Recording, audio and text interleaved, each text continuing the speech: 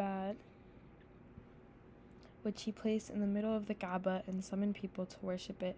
Readily enough, idolatry spread over all of Mecca and thence to Hijaz, with the people of Mecca being custodians of not only one of the sacred houses but the entire haram as well. A great number of idols bearing different names were introduced into this area. An idol called Manat was worshipped at Al-Muhsal near Qudayd on the Red Sea, another Allat at Taif, a third Al-Uzza in the valley of Nakhla, and so on. Polytheism prevailed and the number of idols increased everywhere in Hijaz. Amr bin Luhay was the help of a jinn companion who told him that the idols of Nuh's folk, Wad, Suwa, Yaghuth, Ya'uq, and Nasr were buried in Jeddah, dug them out, and took them to Tihmah. At the time of the pilgrimage, these idols were distributed among the tribes to take back home. Every tribe and house had their own idols, and sacred house was crowded with them. On the Prophet's conquest to Mecca, 360 idols were found around the Kaaba. He broke them down and had them removed and burned. Polytheism and idol worship became the most prominent feature of the religion of pre-Islamic Arabs, despite their alleged profession of Ibrahim's religion. Most of the traditions and ceremonies of idol worship were instituted by Amr bin Luhay and were deemed as good innovations rather than deviations from the religion of Ibrahim. Some features of their idol worship were 1. Devoting themselves to the idols, seeking refuge with them, uttering oaths in their name, calling for their help in hardship, and supplication to them for fulfillment of wishes, believing that the idols could intercede before Allah subhanahu wa ta'ala for the fulfillment of people's wishes. 2. Performing pilgrimage to the idols, circumambulating around them, abasing themselves, and then prostrating themselves before them. 3. Seeking favor of idols through various sacrifices in their name. These sacrifices are mentioned by Allah subhanahu wa ta'ala in His saying, "And that which is sacrificed slaughtered on a nusub stone altars." Allah subhanahu wa ta'ala also says, "Eat not, O believers, the meat on which Allah subhanahu wa ta'ala's name has not been pronounced at the time of slaughtering of the animal." 4. Allocating certain portions of food, drink, cattle, and crops to idols. Surprisingly enough, portions were also devoted to Allah subhanahu wa ta'ala Himself, but people often found reasons to transfer part to Allah subhanahu wa ta'ala's portions to idols, but never did the opposite. To this effect, Allah subhanahu wa ta'ala says, "And they assign Allah subhanahu wa ta'ala a share to the tilth and cattle which He has created, and they said, this is for Allah subhanahu wa ta'ala according to their pretending, and this is for our Allah subhanahu wa ta'ala's so-called partners, but share of their Allah subhanahu wa ta'ala's so-called partners reaches not Allah subhanahu wa ta'ala, while the share of Allah subhanahu wa ta'ala reaches their Allah subhanahu wa ta'ala's so-called partners. Evil is the way they judge." 5. Seeking favors with these idols through vows of offering crops and cattle, as Allah subhanahu wa ta'ala mentioned, and according to their pretending, they say that such and such cattle and crops are forbidden, and none should eat of them except those whom we allow. And they say they are cattle forbidden to be used for burden or any work, and cattle on which at slaughtering the name of Allah subhanahu wa ta'ala is not pronounced, lying against His name, Allah subhanahu wa ta'ala.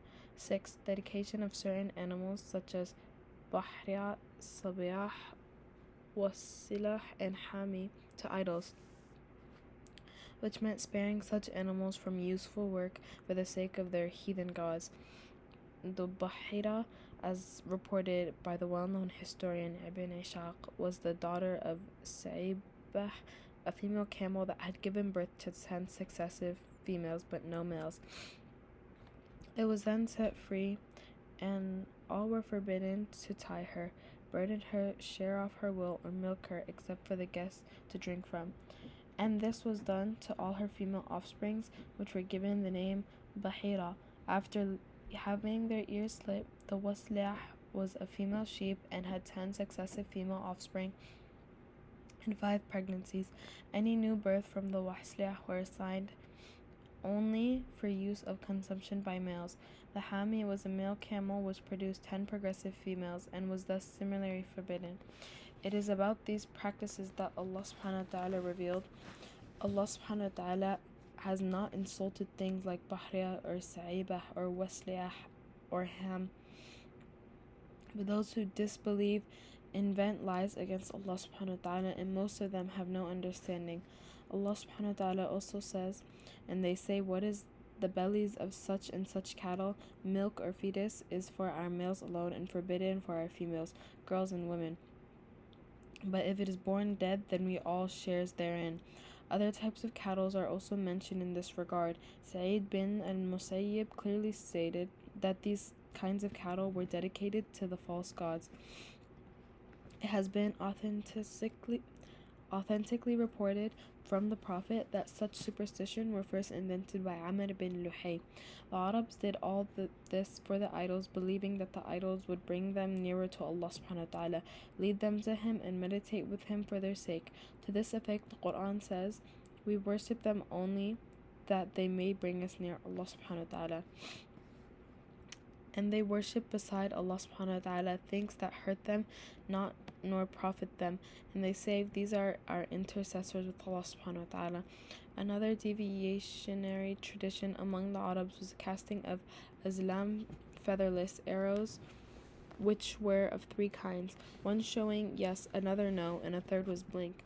They would utilize them while deciding serious matters like travel, marriage, and the like. If the draw showed yes, then they would go ahead. If no, they would delay it for the next year. Another kind of azlam were cast for water, blood, money, or depicted from you, not from you, or muslaq associated in cases of doubt or doubting of the legitimacy of a child.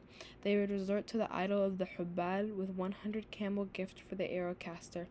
Only the arrows would then decide for the child's relationship to the father. If the arrow showed from you, then it would decide that the child belonged to the tribe. If it showed not from you, he would then be regarded as an ali. But if muslaq appeared, the person would retain his position with no lineage or alliance contract. This was very much like gambling and arrow shafting, whereby they used to divide the meat of camels they slaughtered according to this tradition. Moreover, they had deep conviction in the tidings of the soothsayers, diviners, and astrologers. A soothsayer was someone who dealt in the business of foretelling future events and claimed knowledge of secrets, and hajjin subordinates who would communicate information to him. Diviners claimed that they would uncover the unknown by means of a special power granted to them, while others boasted they could reveal hidden secrets by a cause and effect inductive process that would lead to detecting a stolen commodity, location of a theft, a stray animal, and the like. The astrologer belonged to a third category, observing the stars and calculating their movements and orbits, whereby he would foretell the future. Conviction in the information provided by the astrologer was in reality belief in stars and positions of particular stars. They would say, we are delivered rain because of the position of the star. The belief in the omens for foretelling future events was a common among the Arabs. Some days, months, and particular animals were regarded as portents. They also believed that the soul of the murdered person would fly in the wilderness and would never be at rest until revenge was taken. Superstition was widespread, and deer or bird, when released, turn right, then the work they had embarked on the world on would regard favorable, otherwise they would fear a negative outcome and refrain from pursuing it. The people of the pre-Islamic period, whilst believing in superstition, still retained some kind of Abrahamic traditions, such as devotion to Al-Kaaba, circumambulation, observance of pilgrimage, the stay of the Arafat, and offering sacrifices. All of these rituals were observed despite some innovations and adulterated their sacredness. As the Quraysh were the descendants of Ibrahim, custodians of Al-Kaaba, the inhabitants of Mecca and no Arabs beside them had the same status or right that they did. They refer to themselves as al-Hums, and they would refrain from going to Arafat with the crowd. Instead, they would stop short at Muzdalifah, and it was this that the following was revealed. Then depart from the place whence all the people depart.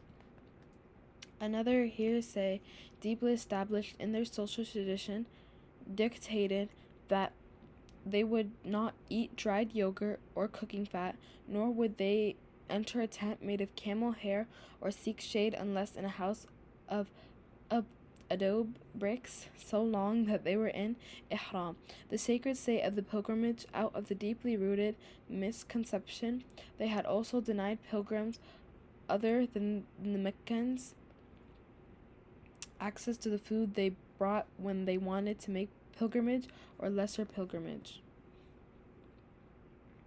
They ordered pilgrims coming from the outside Mecca to circumambulate Al-Kaaba in clothes provided by Al-Hums, but they would not acquire them. Men were to do so in the state of nudity, and women with only some open shirt. Allah subhanahu wa ta'ala says in this concern, O children of Adam, take your adornment to every masjid. If men or women were modest enough to go round Al-Kaaba in their clothes, they had to discard after the circumambulation for good. When the Meccans were in the sacred state of pilgrimage, they would not enter their houses through the doors, but through holes they used to dig out the brick walls. They used to regard such behavior as acts of piety and God consciousness. The Quran prohibited this practice. It is not al-bir, pity, righteousness, etc., that you enter the houses from the back, but al-bir is the quality of the one who fears Allah subhanahu wa ta'ala. So enter houses through their proper doors and fear Allah that you may be successful. Such was the religious life in Arabia, full of polytheism, idolatry, and superstition. Judaism, Christianity, Paganism, Sabanism, however, could find their way easily into Arabia. The migration of the Jews from Palestine to Arabia passed through two phases. First, as a result of the persecution they were subjected to by the destruction of their temple and taking most of them as captives to the Babylon of the hand of the king Bukhtanasar in the year 587 BC. Some Jews left Palestine for Hijaz and settled in the northern areas. The second phase started with the Roman occupation of Palestine under the leadership of the Roman Butaz in 70 CE. This resulted in a tidal wave of Jewish migration to the Hijaz and Yathrib, in particular to Khaybar and Taimat. Here they converted many tribes to their faith, built forts and castles, and lived in villages. Judaism managed to play an important role in the political life before Islam. When Islam dawned on the land, there were several famous Jewish tribes: Khabir al-Mustaliq, al-Nadir, Qurayza, Khanuqa. As-Samhudi mentioned that the Jewish tribes numbered as many as 20. Judaism was introduced into Yemen by a man called Asad Abi Qarb. He had gone to Yathrib as part of a fighting expedition and embraced Judaism there. Then he went back, taking with him 2 rabbis from Bani Qurayza to instruct the people of Yemen in his new religion. There, Judaism found fertile ground to propagate and gain adherents. After his death, his son Yusuf the Nawas rose to power, attacked the Christian community in Najran, and ordered them to embrace Judaism. When they refused, he ordered them a pit of fire to be dug and all the Christians be dropped to burn therein. Estimates say that 20 to 40,000 Christians were killed in this human massacre. This occurred in October 523 CE. The Quran related to this part of the story in the chapter Al-Buruj. The Christianity first made its appearance in Arabia following the entry of the Ethiopian and Roman colonists. The Ethiopian presence began in 340 CE and lasted till 378 CE. Christianity entered Yemen when a Christian missionary called Phiman, known for his selfless behavior and for working miracles, entered into Najran. Then he called the people to the Christianity, and by virtue of his honesty and truthful devotion, he managed to persuade them to respond positively to his invitation and embrace Christianity. The Ethiopian colonizing forces entered Yemen again in 525 CE as relation for the injustice perpetrated by Lonawas, and then started zealously propagating the faith. They even built a church and called it Yemeni Kaaba, with the aim of directing the Arab pilgrimage caravans towards Yemen, and then made an attempt to demolish the sacred house in Mecca. However, Allah subhanahu wa ta'ala, the Almighty, punished them and made an example of them in the worldly life and in the hereafter. The principal tribes that embraced Christianity were Ghassan, Taghlib, Tai, and some Himayrite kings, as well as the tribes living in the borders of the Roman Empire. Manganism was also popular among the Arabs living in the region of Persia, Iraq, Bahrain, Al-Ahsa, and some areas of the Arabian Gulf Coast. Some Yemenis are also reported to have professed Manganism during the Persian occupation. As for the Sabanism, evacuations in Iraq revealed that it had been popular amongst the Chaldean people, the Syrians, and the Yemenis. With the advent of the Judaism and Christianity, however, Sabanism began to give way to the new religions, although it retained some followers mixed or adjacent to the margins in Iraq and the Arabian Gulf.